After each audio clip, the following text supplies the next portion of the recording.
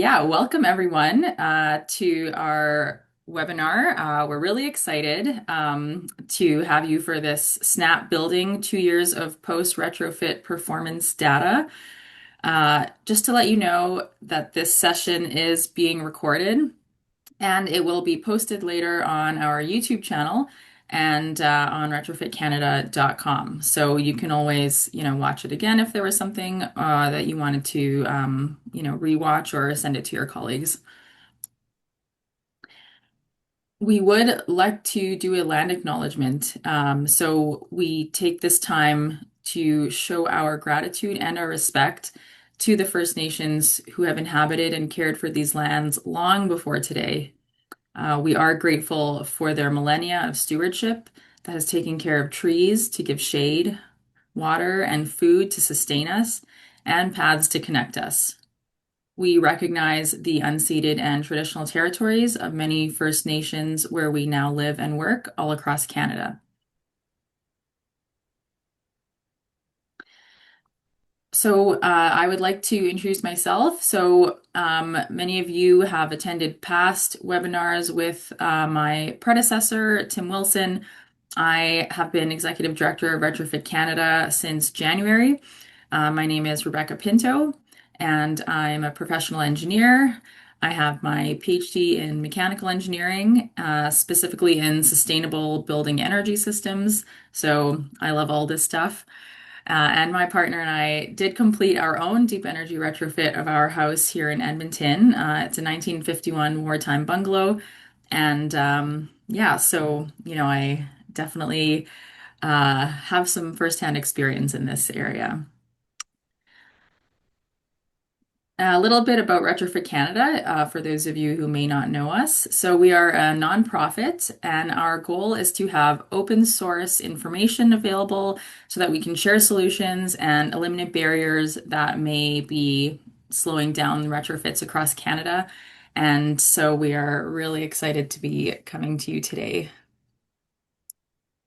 We want to thank our partners, of course. So, our founding partner is the Sundance Housing Co-op here in Edmonton.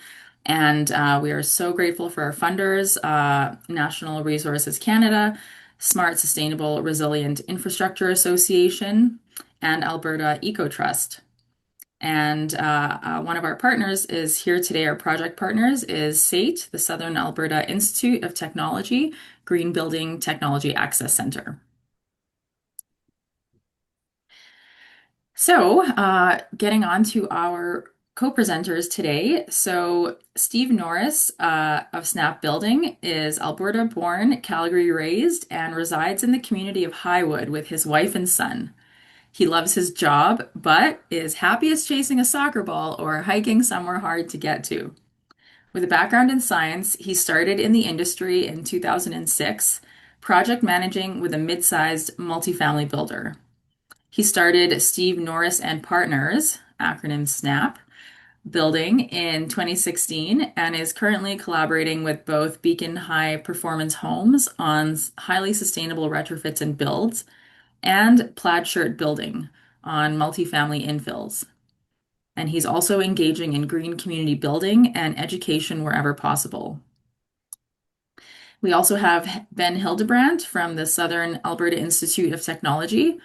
Ben had received his Architectural Technologies diploma from SAIT in 2013 and worked for several years as a building science technologist.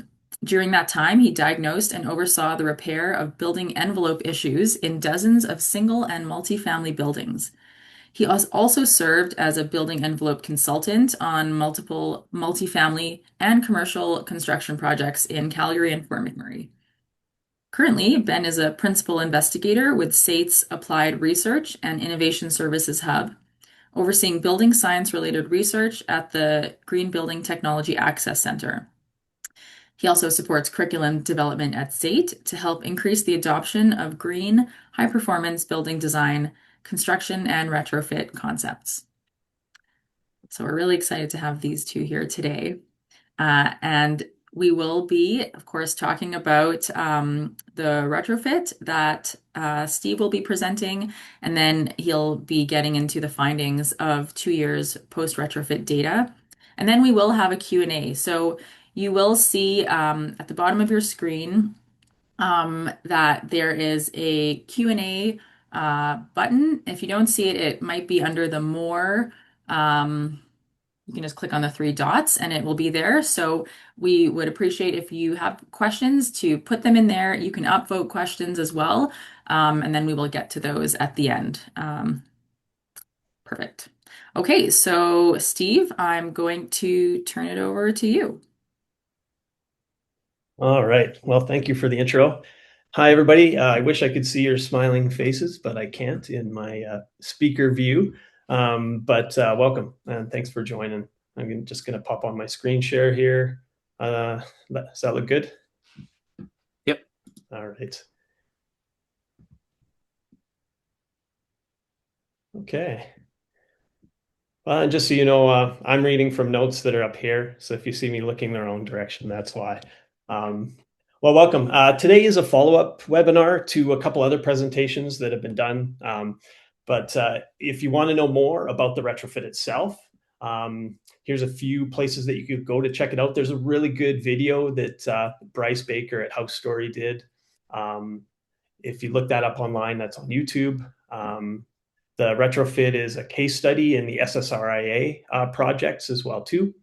Retrofit Canada, of course, has the rundown on there. There's a lot of good data there too, and you can browse like many retrofits, which is great. You can kind of find like a house typology that's close to yours or a project that you're planning. So that's a great resource. And then my website as well too has a little bit of information too. But for those of you who aren't familiar with the retrofit that I did, I will give you a brief rundown here just to give you some context. But it'll be quick. So the top left here, we'll start there. So we have a 1955 bungalow. We stripped the outside, replaced all the windows and doors, and built a Larson type outrigger wall, so an exterior wall, and then filled that with dense pack insulation. So we added 8 inches or about R30 of insulation on the outside of the house with all the air sealing measures as well too. Yeah, then we wrapped, strapped it, and it's a full retrofit to net zero. So we electrified, replaced all of our natural gas mechanical equipment, added a heat pump, and a couple other heat pumps that we'll talk about as well too.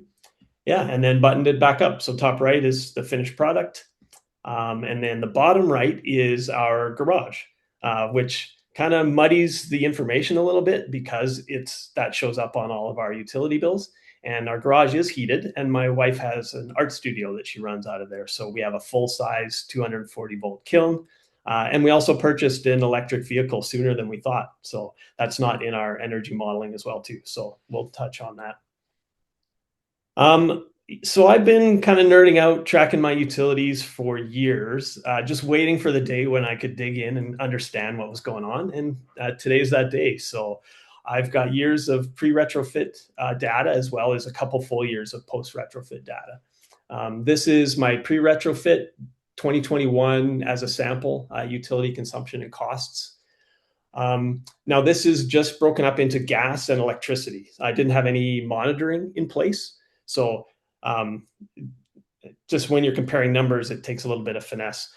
From the blue highlighted cells, you can kind of see that, okay, we're using about 5,400 kilowatts of electricity, which is about 19 gigajoules, and then 128 gigajoules of gas for a total of about 148 total gigajoules. And that's pretty representative of the years that we're looking at. So that kind of sets our baseline.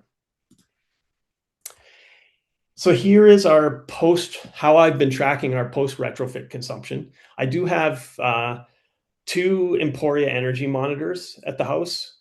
We moved our electrical service from a mast on the house to the garage. So that's where we have a solar system and a panel on the garage. Then it comes underground to a panel in the house with 2 solar systems on it. And then I have energy monitoring at both locations, which is good because then I can kind of break out the consumption of the house, which is what the energy modeling shows. The energy modeling doesn't account for the garage. Sorry. If you browse around that table a little bit, I'll let you digest it. I just have, this is house, this side, and then the right side is the garage. And this is 2025 that I've expanded the cells for. So you can kind of see it's just color coded by the heaviest consumption months, which is obviously the winter. And, February was our most consuming month. December was pretty close as well, too. And then you can see the two columns for total house usage and total garage usage. So, and the big takeaway from this slide is really that the house, the way that our family operates is the house is about 70% of consumption. And that's because we have about 19 gigajoules of consumption from the garage with our electric vehicle primarily, but also we have a little mini split heat pump on there and a kiln, which uses about four gigajoules. So we have 19 gigajoules, or about 30% of unmodeled loads. This is our electrical utility billing. So we're with Alberta Cooperative Energy. So we're on a solar rate switching program. So we pay different rates in the winter and the summertime. But then I wanted to see kind of what the breakdown was per month. So you can see the 2025 data here by month from January until December. It might be a little small for you to read, but hopefully you can. But basically it's that our net use is around 14 to 15,000 kilowatt hours and around 52 gigajoules. Now, what we're producing with our solar, which you can see in the green, is about 11,000 kilowatt hours or about 40 gigajoules. And you can see in the costs what the difference is. If it was strictly based on consumption, we would be paying about $2,500 and making about $3,200. So net positive before fees, and not net zero consumption unless you correct for the garage. So if you roughly take 30% of that 52 gigajoules, the house is about net zero consumption wise. Sorry, it keeps flipping here. On the far right, you can see what our utility actually costs us per year after distribution and transmission fees and fixed fees and stuff from the retailer and distributor, which is Alberta Cooperative Energy, but then also ENMAX is the infrastructure distributor. So the average of the last couple of years, we've paid about $500 in utility costs. And really that chalks up to what we're paying to drive our electric vehicle around.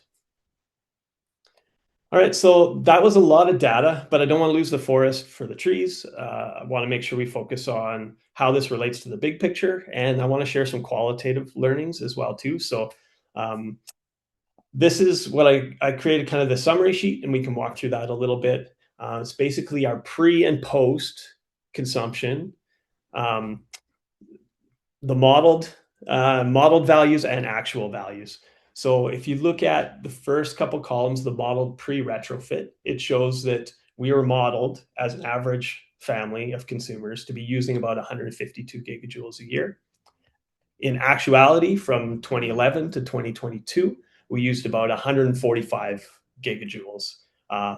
So the modeling was pretty good on that, maybe a little bit conservative. And that also includes we had a little natural gas heater in the garage as well too. Now that split, the actual pre-retrofit, it was about 84% gas and 16% electrical. And at that point in time, our air tightness testing was about 5.74 air changes per hour. Now, if you look to the third set of columns, the modeled pre-retrofit values, we were modeled to be using about 51 gigajoules a year. And if you look at the actuals, if I eliminate the consumption from the garage and just focus on the house that was modeled, it's about 45 gigajoules. So pretty close. And again, the modeling was close and maybe a little bit conservative. Our air changes per hour, we were able to drop that down to about 2 through mostly wall air sealing. We did some attic air sealing, but didn't do the full replacement of a roof or air sealing with spray foam in the attic. And then that final set of columns is the pre and post modeling difference. So we reduced our modeled consumption by about 107 gigajoules or 70%. And the way that breaks down is like heating and cooling, we dropped about 73%. The hot water tank is kind of astounding, dropped at about 93%. And then the appliance consumption was dropped about 42%. And then I've color coded these in green and made the note heat pumps because really each of those is dependent upon a heat pump. Our house outdoor air unit is a heat pump. Our hot water tank is, as well as our dryer. And those three things make like a huge difference. You can see at the bottom our energy guide labels that just reflect that. So 152 gigajoules pre-retrofit and 51 after. And then we added 51 gigajoules of solar.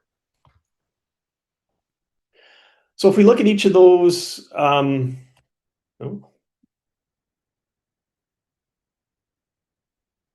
there we go. Okay, if we look at each of these items separately, this is a bit of a summary on heating and cooling. So on the left is our house, heating and cooling. The first column is air source heat pump, ASHP, and fan coil. So that's combined. But that column is a sum of the next two columns, heat pump and fan coil separately. So I just wanted to tease out like how much of that consumption is due to like moving the air around and our backup electric heat element versus the outdoor unit itself. So heating and cooling is still by far the dominant consumer. We're about 60% of all of our energy goes to heating and cooling. And the bulk of that is for the outdoor unit itself. Now, I opened up the 2024 data just so you could kind of see that January month is much, much higher than all the others. And if you guys remember, January 2024 was an extremely cold month. We had temperatures, hitting minus 40 for multiple days. So you can see that is a huge anomaly. And it's in the 2 years of data that's the only month that our backup heating system has actually come on and affected our consumption. So it's kind of interesting. Heat pumps do work in Alberta. And with a backup system or secondary heating system, we should call it, it's better to call it a secondary system.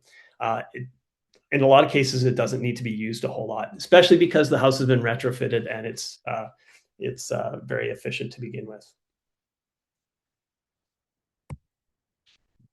All right. So one of the biggest things I learned with a heat pump qualitatively is you don't set back your thermostat a whole lot because in the cold months, it'll never catch up or it'll run all day to try to catch up. So we basically don't use our heavy quilt anymore. We just drop the temperature by maybe a degree or a degree and a half overnight and keep the temperature very consistent in the house as well too. This is a photo of our outdoor unit and our indoor fan coil. Here's some photos of the attic ceiling that we did. The bottom right is what we didn't do, which is if you were to spray foam your whole roof deck or find some other way. There are sealants available that I would like to try at some time, but you know what? After reflecting on it 2 years later, I still am glad that I didn't spray foam my attic because it's a value-based decision for me, and I didn't want to use, a polyethylene product and something that's fairly toxic in my attic as well too. So I just crawled around it for a couple days and did caulking and spray foam, which is good, but doesn't give you a great air seal because there's just so many things you can't get to. Okay, hot water. This one's pretty astounding in my mind. If you look at the percentage of overall building consumption, it's about 4% is for domestic hot water heating, which is a 93% reduction of what it was before. And it's only 2 gigajoules per year. So yeah, it's amazing. I love our air source heat pump hot water tank. What I don't know is life duration and lifespan. Hopefully, that won't be an issue. The technology is getting better all the time. They are getting quieter. We've started using some different brands in our retrofits as well too.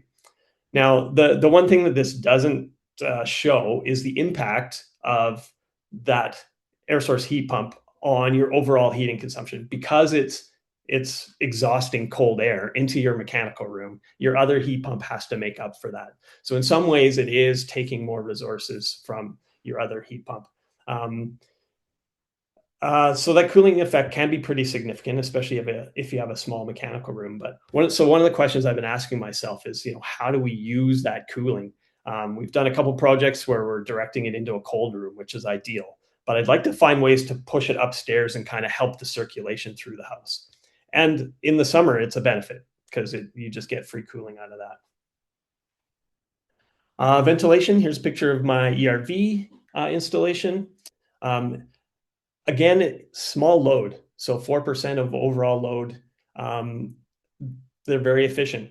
But again, the thing that doesn't account for is the heating that's lost through that. But at least compared to a normal furnace situation, you are drawing back a lot of the energy off of that. But it's still only a couple of gigajoules a year.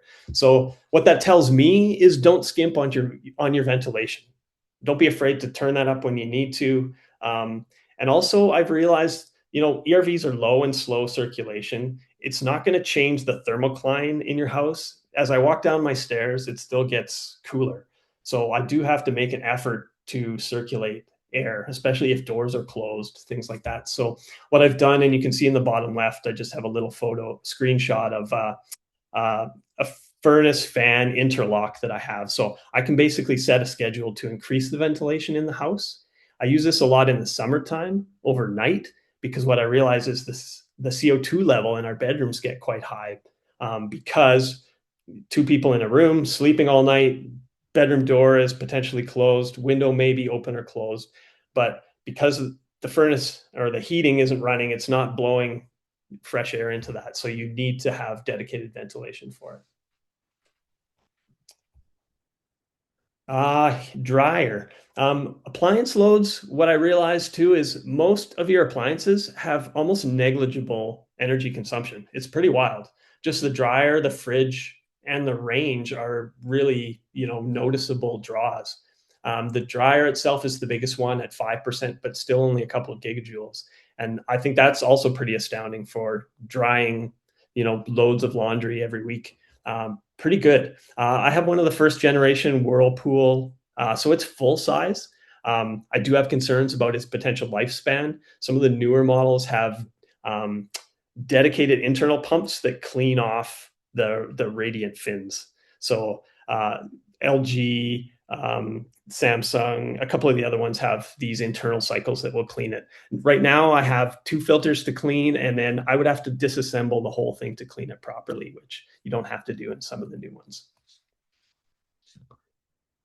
All right. Plug loads. So I kind of thought plug loads would become a much higher percentage of my overall consumption, but they really didn't. Increased a little bit as an overall one, but at 19%, what that tells me is maybe, some of those phantom loads or managing things like computer screens and TVs and charging devices and speakers and stuff like that might be kind of the next target for trying to find energy efficiencies because at 19%, that is getting up there. Whereas if you can institute some things to take away some of those high loads with efficient TVs or, phantom load managers, things like that might be a way to go. Solar. The first year that we had our solar panels, I got up there and cleaned them all the time just because I wanted to. I have a ladder; it was easily accessible. But I know it's a health hazard, and you're not really supposed to do it. So I kind of stopped doing that this year. I cleared a little bit from the ground just because I'm a nerd and I like it. But I could see that being kind of an unsustainable practice. There is a University of Alberta website where you can go and see their solar panels. They have them mounted on at different angles, and one side is cleared and one side isn't. And you can actually see their data, and it shows that you can produce maybe about 4% more solar over the course of the year if you're diligently cleaning those all the time. So it could be worth it if you want to, but it's really not something you want to risk life and limb for. Um, one thing I was surprised by is you can see in this graphic that my southeast panels produce a little bit more per panel over the course of a year. I think a lot of that is because of the shading impact of the large city trees that I have in the southwest. They just kind of hit the bottom row of my panels, but it is a significant impact over the course of the year. Not very big, but it just made me think we got to pay more attention to orientation and shading when we're locating solar panels.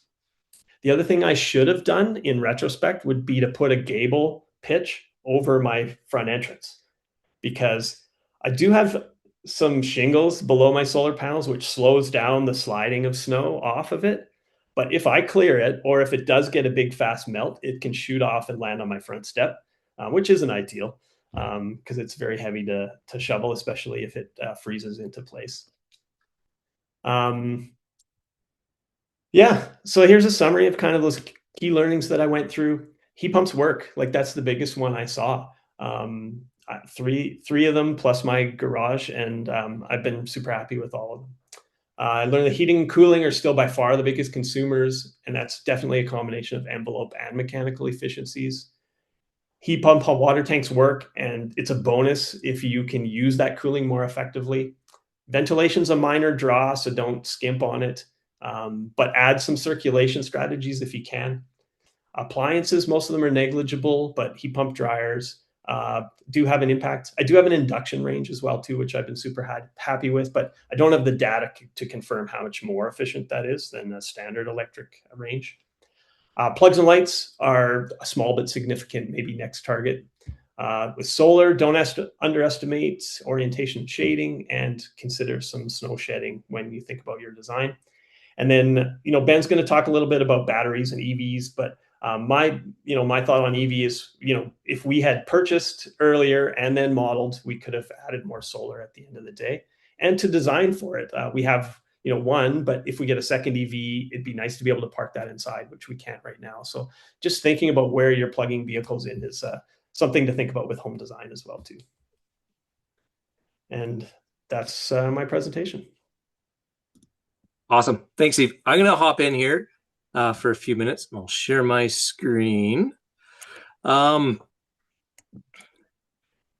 Steve did a great job of really diving in and looking at a lot of different components of his energy use. And it's interesting to see the variation between an Energuide rating, which is meant to be comparable house to house or a house pre-retrofit to post-retrofit. And it's not really meant to be an estimate of individual households' actual energy use, but it is kind of interesting to look at the variances, especially when you look at proportionally too. And Steve has some very interesting numbers that he just kind of went through there. What we wanted to look at here is kind of going beyond the work that Steve did and to kind of see if there's anything else that further additions to his home retrofit could do. So beyond, like we talk about doing envelope first for a retrofit, with Steve did an amazing job on that with his Larson Truss retrofit, bringing the air tightness down a lot. And that significantly reduces the heating load. It reduces the energy use of a building, which is a great place to start. And I always like talking about that as improving the passive resilience of a building. That envelope performs whether or not the sun's shining, whether or not there's energy from the grid. It works great. But what can we do for our energy use? So we started by looking at kind of the cost savings. As you can see, as Steve recapped, he was still paying overall for his overall usage, including his kiln and EV, paying a little bit of money on his bills. And then we looked at all those administrative charges and see what can be done to bring things down more. Is there something feasible like a battery? And looking at our current utility structure in Alberta. So looking at Steve's 2022 numbers, he had over 2,800 for his pre-retrofit energy cost. And then once removing the garage loads and the EV, he was down to $0 for his bill. So great improvement on that. But then we look at the breakdown of that billing. We look at the cost of the electricity he did purchase. We have all those administratives and fees. We have massive solar export credit. And as he described too, with that utility provider that he's working with or for the billing and energy supply, he gets a better rate for the electricity he sends to the grid than he has to pay for electricity he gets from the grid.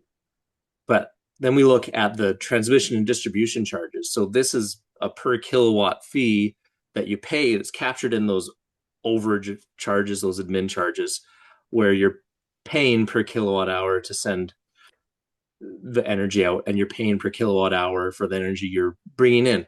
And we want to look a little bit, and this is high level, just getting a picture of things into what that scenario might be if we looked at reducing the amount of energy going out or coming back, and what can we do to better increase the self-consumption. So on the screen here, we're looking at over the course of a year in 2025, what was the average hourly net grid flow?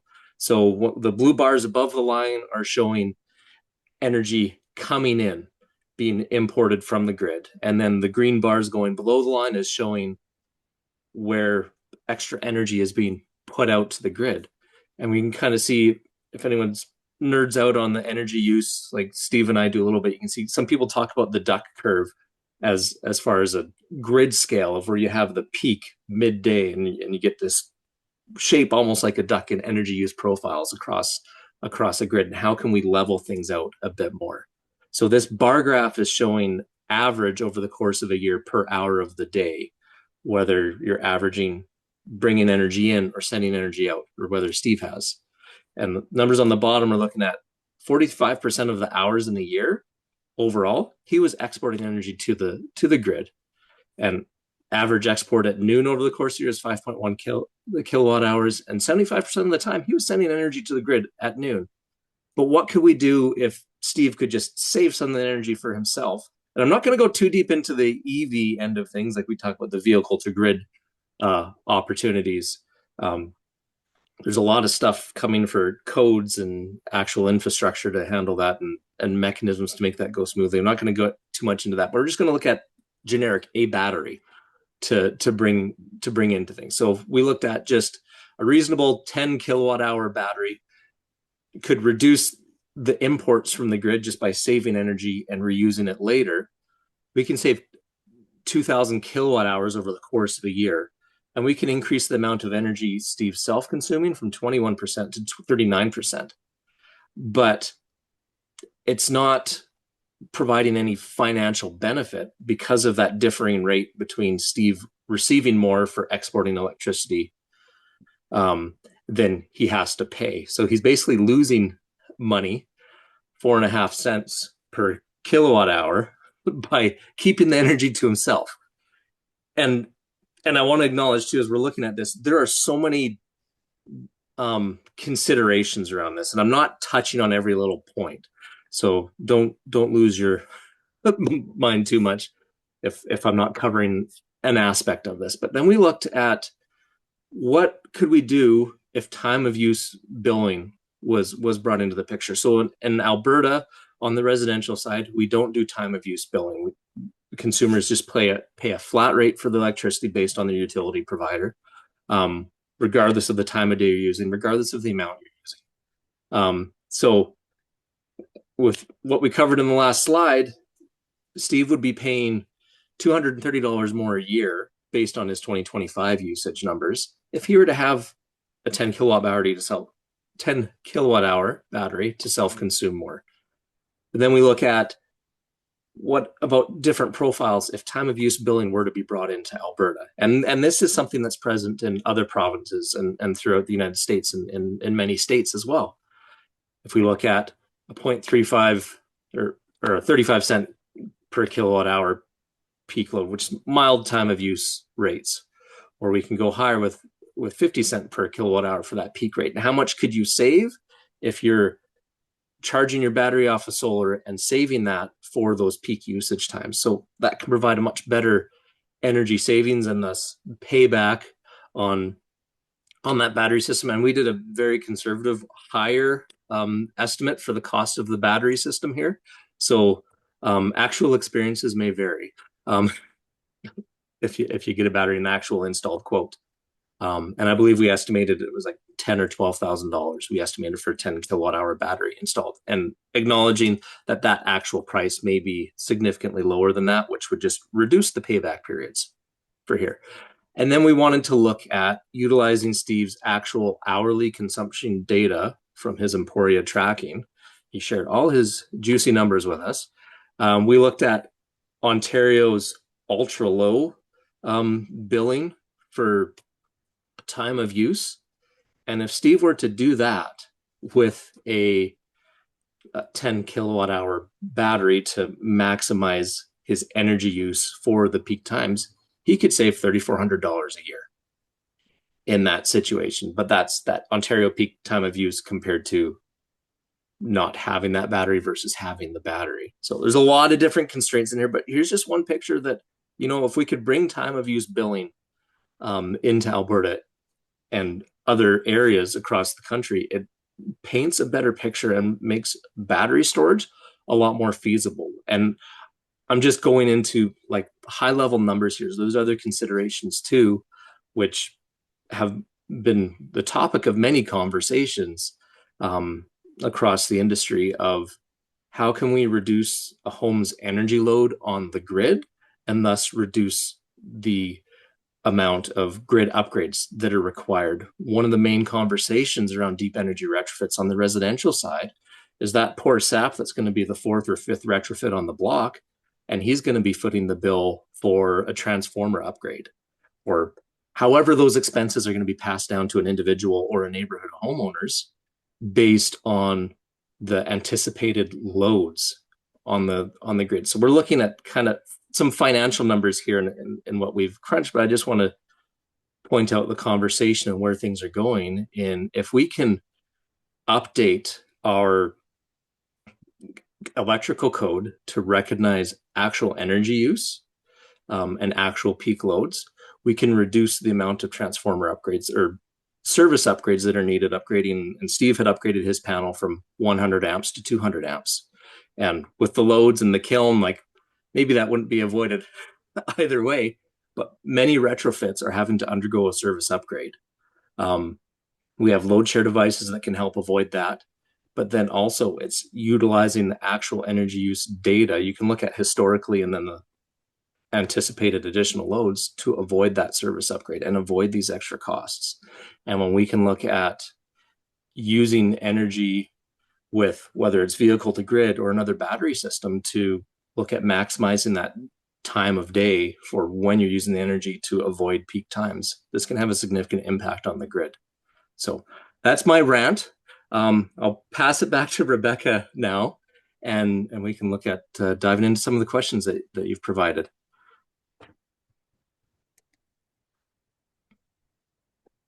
Perfect. Well, thank you both, Steve and Ben. Let me just put this back. Oops. Okay. So we're just going to dive into the question and answer period. So, I mean, that was really interesting. Both Steve and Ben. I know certainly there have been some questions coming in. So for all the people present, again, a reminder that if you have questions, you can, feel free, do it the old-fashioned way, raise your hand, your virtual hand. And then, you can ask your question out loud. Or if you prefer, you can ask your question in the Q&A.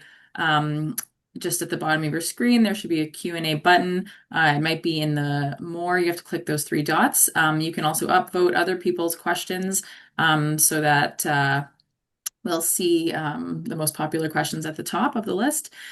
Yeah. Okay, so Steve, this first question is for you. So you already said that you had a secondary heating for your space heating in addition to your heat pump. So this person is curious how many gigajoules it consumed. And then I'll just add in there, do you know what the kilowatts, how many kilowatts of secondary heating you have? Yep. Because I'm a retrofit and I had a developed basement, so I didn't want to rip my ceiling apart and change ductwork. I'm using my existing ductwork with a fan coil. I think you saw the photo in there. I do have a 10 kilowatt electric secondary resistance heater in there. And if you remember the 2024 cold January, that's the only month that I can notice that secondary system having any impact on my consumption. I can't break that out specifically because it's tied to a circuit with the fan of the fan coil, which is most of the consumption. So it was just that 1 month where I saw that resistance coming on. I don't know if it came on at all over this past winter. Yeah, I'll jump in there too. So we have our house is 793 square feet, the main floor, and then our basement was in the process of being finished, but uh, we mostly just live in the, yeah, that main part. But our backup heating did not come on this winter here in Edmonton, and it got pretty cold. Like it was, -30, -35. So yeah, I actually was surprised. That was our first winter with just a heat pump, and so we have a Tosot branded heat pump, and I've heard that they're quite good at low temperatures. So we definitely saw that. Yeah, my switchover temperature is -26. So when we're below -30, I would be expecting that resistance to come on, but it rarely does. Yeah, okay, great. Um, all right. So, Lisa asks if you applied for net zero certification or passive house or any kind of certification. Yeah, that is a great question. Um, yes and no, and Cooper's on the call here too, so he can hear me rant a little bit. There, to certify, I would have actually had to get to a 1.5 air changes per hour, and I only hit a 2. So yeah, my Energuide label is a 0. That's kind of my stance. And Steve, to clarify too, that's to certify under the CHBA Net Zero Renovations program, right? That's right. Yeah, yeah. Okay. So we have a couple of questions that have been upvoted. So this one asks if you had much ice buildup under your outdoor heat pump unit in the winter. Yeah, I get a good iceberg under there for sure. It's not unmanageable, but it's something to consider. I just finished a multi-family project with a bunch of heat pumps, and we basically built a wood box underneath it with gravel, and it runs into there. So it is something to consider. Yeah, and so this year, we did have our contractor build an ice well. It's exactly it, the wooden box under our heat pump, and yeah, we got a few inches of ice for sure. And it's quite, it's just like a window well, so it's quite inconspicuous. So I think that's standard practice now, to add those in. All right. Peter asks, are you still tracking this data? Are you able to compare it to the number of heating degree days in the winter? He says, I'd be curious how significant the changes in heating load would be, especially in a cold winter versus a mild one. Yeah, I'm still tracking all my consumption data. Yeah, I could do that theoretically. There's your next quest, Steve. Maybe along with chasing my phantom loads, I can compare heating degree days. But if you look at the year over year, like consumption, and even, as I start looking at 2026 as well too, it's pretty consistent. Okay, great. Um, okay, so this question hasn't been upvoted. Will Rebecca and her house be joining the Eco Solar home tour in Edmonton on June 13th and 14th? We are not currently slated to be in the Eco Solar home tour, but if you would like us to be a part of it, you can shoot me an email and get me connected with the organizer. I'll do that too. It's Andrew Mills in Edmonton. So Oh, okay, great. Oh, and just something else I wanted to put in the chat. So Steve had mentioned that there's a video on YouTube which showcases their house. And so I just threw that into the chat. It was also in the email that went out yesterday in the reminder email about this webinar. So if you're interested, you can check that video out. Yeah. So I'm just looking. Okay, there's quite a few comments in the chat as well. I'll look at that later. So, Steve, Lisa wants to know, did you get an ERV or an HRV, and how did you choose? I got an HRV, and we've used those exclusively because we've done 8 or 9 retrofits after mine as well too. So we're so dry. that I don't want to lose all that moisture. I would rather keep some of that, and the ERV has the advantage of drawing some of that back. Um, which kind of freaked me out a little bit this past year when it's been extremely humid, especially if it's going to rain all of July, which is nutty.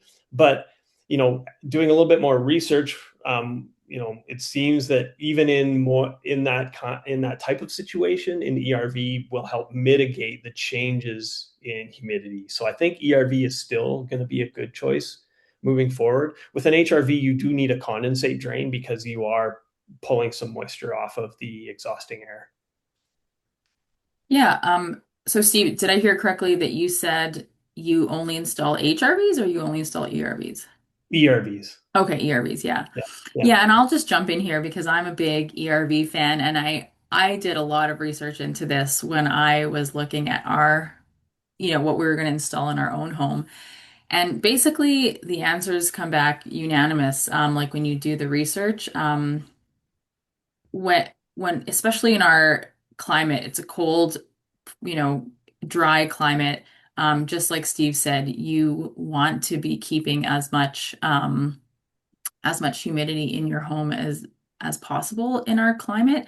And then, but if even if you do get those humid days, it does help mitigate it as well. So it kind of gives you the benefit of both. So yeah, so I definitely always recommend ERVs as And well. I can chime in really quickly on that. And there's a large voice online that talks about ERVs are best in the hot, humid south, so you can keep that humid air from outside your home.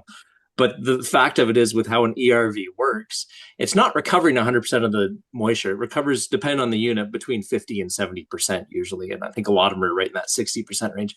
But when you want to maintain a different humidity between the indoor and outdoor environments, they're an advantage because they help recover or transfer that moisture, whether it's more humid outside or more humid inside. It helps to maintain that. Yeah. Um, and so that's a great consideration. I've had some conversations too about my home when we look at getting some ventilation. We struggle with high humidities at all times of the year because of all the mouth breathers we have in our home.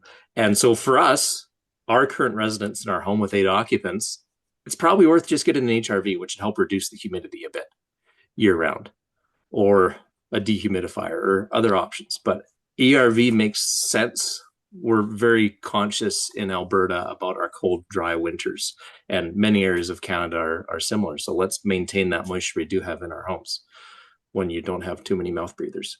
Um, Yeah, one of the big benefits of our retrofit, having good windows and good air tightness is you can keep the humidity higher without your windows frosting.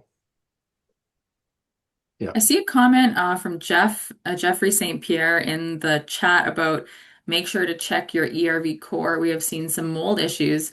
I'm curious about that. Jeff, did you want to unmute and just comment on that?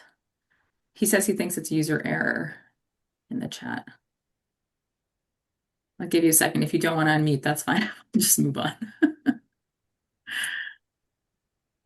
Oh, Lisa says, I don't think we can unmute. Oh, okay. Jeff, I've just given you the yeah, ability to talk.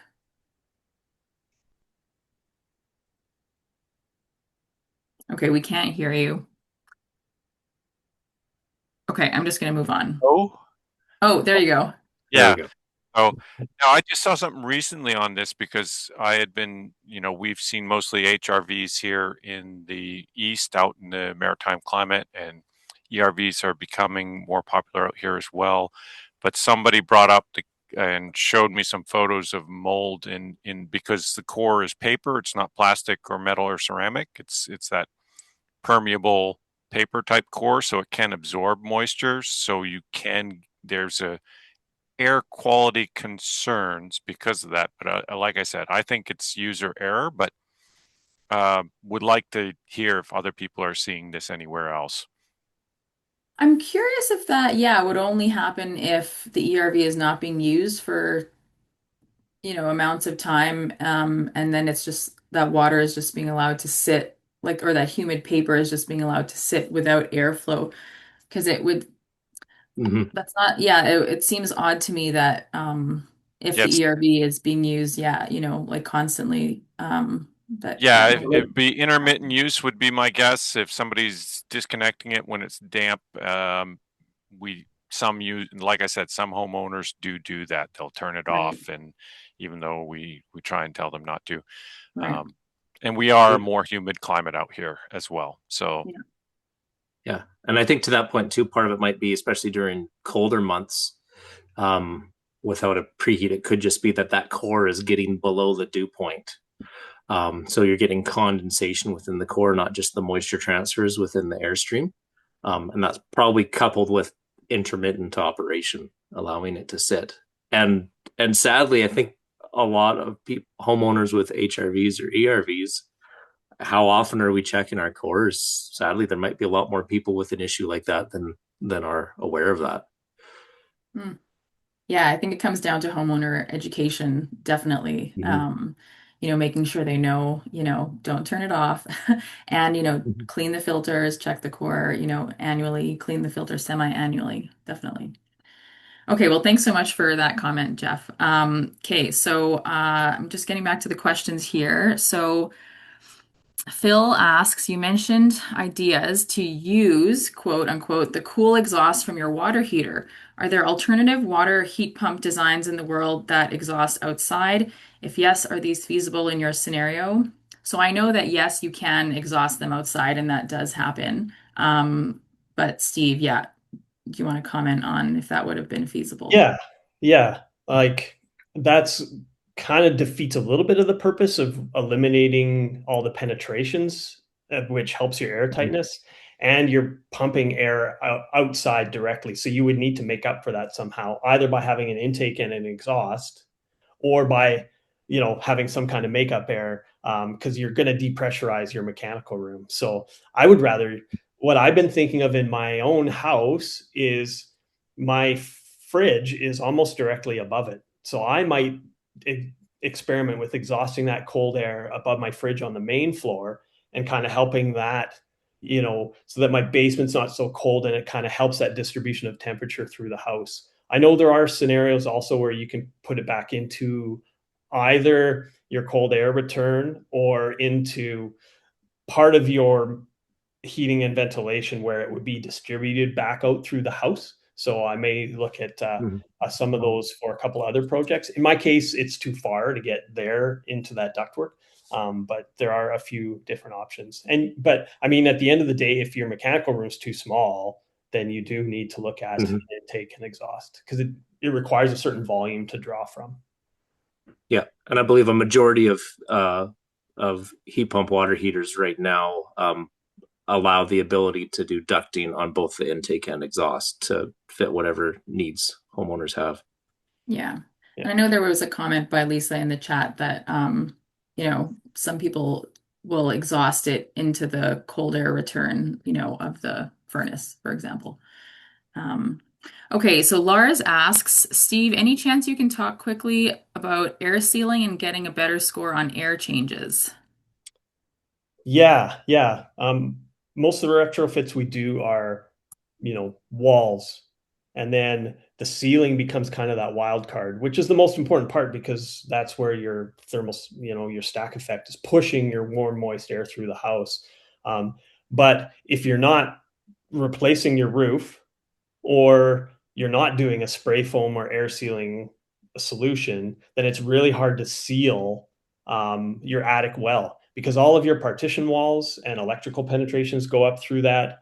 All of your, I mean, the lights you can kind of address things that are in the ceiling, but also as your roof pitch comes down at the outside walls, it's really hard to get at that. And that's where a lot of your penetrations come through for electrical. In a lot of the older houses, they're coming up through and running through the attic. And, we did spray foam that perimeter from the outside, but it doesn't always capture that whole ceiling on the inside. And you just can't get that by crawling around with caulking and spray foam. So, but it was a value judgment. Do I want to use spray foam up there and get a better score? And at the time, I decided no. And I would make the same decision again, because I think I got good enough to hit my, my performance level.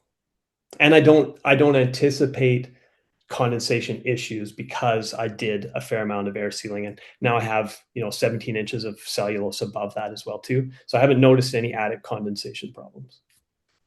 Mhm. Great. So we're almost out of time, but there is a question that I would like you to answer. So it's been asked by Heather, and she asks, how much did your retrofit cost, and what was the payback time, if that's something you've calculated? I don't know. Payback time's a tough thing because it's an old house. Honestly, the payback is the increase in the equity in the home and what it's worth long term. Our windows were terrible and freezing. Our siding was junky old vinyl and it was starting to crack. Shingles needed to be replaced. Old furnace. So that's kind of the sweet spot. Is if you eliminate all those things that you have to replace anyways to keep the house valuable over time, that's a different calculation where you're just taking the upgraded insulation and the air tightness measures and all that kind of stuff. So it's a very difficult calculation to make. I spent about $200,000. If I had hired myself to do it, I'd call it 250. So it's a significant investment. A lot of the retrofits we do are kind of the 150K mark for phase one, and then a 250K if you want to electrify. So that's kind of some high level numbers. But yeah, it's a long term investment, and if you're not staying, the next guy's probably not going to pay what it's worth. Yeah, and I Yeah. and I do recall, Steve, a couple of years ago we crunched some of your initial numbers for your expected payback and everything, and I believe all in we were looking at roughly a 50-year payback, but the majority of that payback came from the fact that you installed solar, and so it was the energy savings from that. But then those payback periods, things can vary a lot as utility rates change and utility structures change. And Well, and I'll just jump in and I'll say, because this is something we talk about a lot, and Steve, touched on it, is there are things you can't really quantify, like, 100%. increased comfort, knowing that, I mean, I guess it depends, if, climate change, et cetera, is important to you, then that is, personal satisfaction, I guess. But, increased resilience. For example, we have a lot of wildfires here in Alberta. I know something that's important to me is knowing that our home is quite airtight, and so we have a MERV 13 filter that we'll use when the wildfire smoke starts, so we'll have healthier air in our homes. I know people who have a lot of allergies, having a home that's, air sealed, and then having that MERV 11 filter has been a life changer for them. So these are all things that are hard to quantify. And so that payback isn't really a great measure of it, I would say also. But Yeah. And we Jeffrey has need, his hand up. go Sorry. ahead, Jeff. Yeah, I want to chime in there because I work with the efficiency programs here at NB Power, and that 50-year payback. It's like, are we valuing what that does for society well enough? Are we Mhm. putting enough? Is the government putting enough into these programs to subsidize those upgrades? Because we need to get all these houses up to spec. So I think that 50-year payback has shown us that we're not investing enough in this, and that we need to talk to the politicians more. I don't know. It's a personal opinion, but Mhm. I think that's I, I think many would Thanks, agree Jeff. with your personal opinion, Jeffrey. And I think we need to change the conversation rather than the financial payback directly to the homeowner. It's like, what are the other benefits? Like, or I think many of us have said, well, what's the payback for retrofit? Well, what's your payback for your granite countertop? Um, there's the other enjoyments. And there's a lot of research that's coming out as well, primarily around the air tightness and controlled mechanical ventilation of homes that leads to significant health benefits. You're healthy, you're spending much less time in the hospital. And so there's the financial benefits to society at large from that. So how do we quantify that? How do we get that more part of the conversation rather than when am I going to get my money back for this retrofit? Yeah. And I know our time's up. I'll just add, I mean, obviously, you know, it is a lot of money and not a lot of people can afford that necessarily. So I do agree with Jeffrey that, government needs to step up there and start helping quantify that. And some of these new retrofit like the PACE programs, and in Alberta it's called SEEP, where you can tie the loan for your retrofit to your home and it's paid back through your property taxes. So if you sell your home, the next homeowner takes that loan on. That helps, incentivize people then if they want to sell their home, they can still have that deep retrofit and the next homeowner who's going to benefit from it will continue, paying that off through property taxes. So Mhm. anyways, yeah, so this has been a great conversation. We are just over time. I'd love to continue the conversation, but I want to respect people's time. Um, Thank you so much for joining us. So again, this recording will be available on our YouTube page. Um, and feel free to connect with us on all of our socials. And our previous webinars are also on our YouTube page, so you can check those out there. And we look forward to you coming to the next one. Thanks, Ben Thanks, and everybody. Steve, and have a great afternoon, everyone. Take care, everybody. Thanks. Yeah. Take care.